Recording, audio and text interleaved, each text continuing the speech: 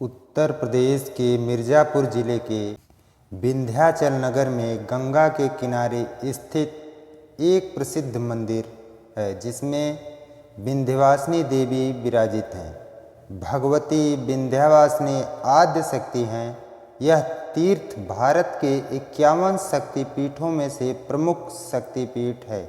शारदीय नवरात्रि और चैत्र नवरात्रि दोनों ही अवसरों पर यहाँ एक भव्य मेला लगता है जिसमें दूर दूर से लाखों दर्शनार्थी पहुँचते हैं।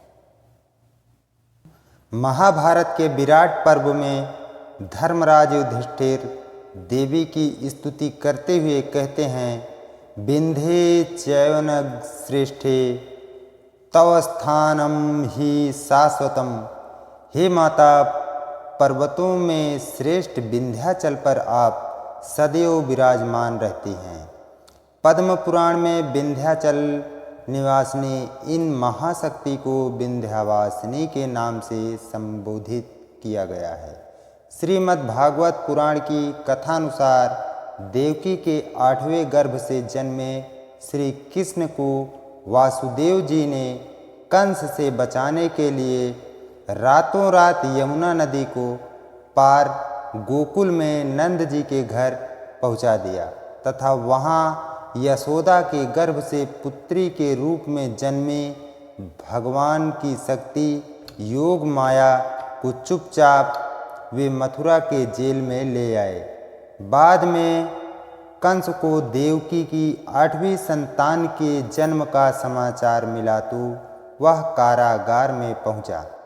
उसने उस नवजात कन्या को पत्थर पर पटक कर जैसे ही मारना चाहा, वह कन्या अचानक कंस के हाथों से छूटकर आकाश में पहुंच गई और उसने अपना दिव्य स्वरूप प्रदर्शित कर कंस के वध की भविष्यवाणी की और अंत में वह भगवती विंध्याचल चली गई, जहां अष्टभुजा मंदिर में विराजमान है।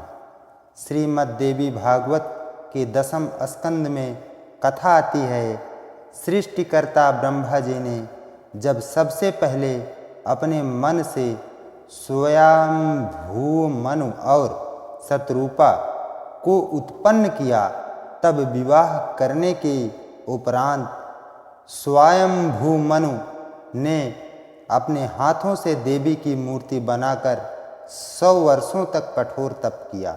उनकी तपस्या से संतुष्ट होकर भगवती ने उन्हें निष्कंटक राज्य, वंश वृद्धि एवं परम पद पाने का आशीर्वाद दिया।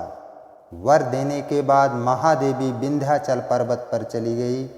इससे यह स्पष्ट होता है कि सृष्टि के प्रारंभ से ही विंध्यवासिनी की पूजा होती रही है। सृष्टि का विस्तार उनके ही शुभाशीष से हुआ। यह ब्रह्मांड का प्रथम दिव्य स्वयंभू तीर्थ है जो प्रलय के पश्चात भी काशी खंड की तरह नष्ट नहीं होता।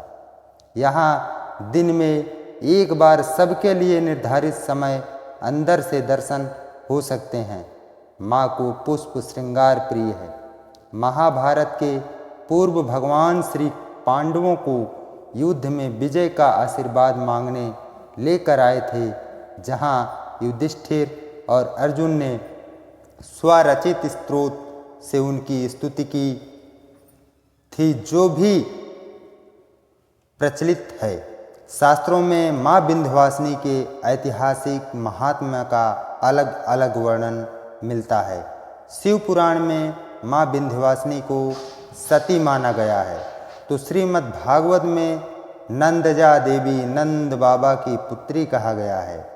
माँ के अन्य नाम कृष्णानुजा, वन दुर्गा भी शास्त्रों में वर्णित हैं।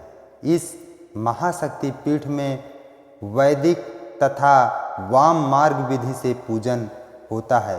शास्त्रों में इस बात का भी उल्लेख मिलता है कि आदिशक्ति देवी कहीं भी पूर्ण रूप में विराजमान नहीं है। विंध्याचल ही एक ऐसा स्थान है जहाँ कि देवी पूरे विग्रह के दर्शन होते हैं।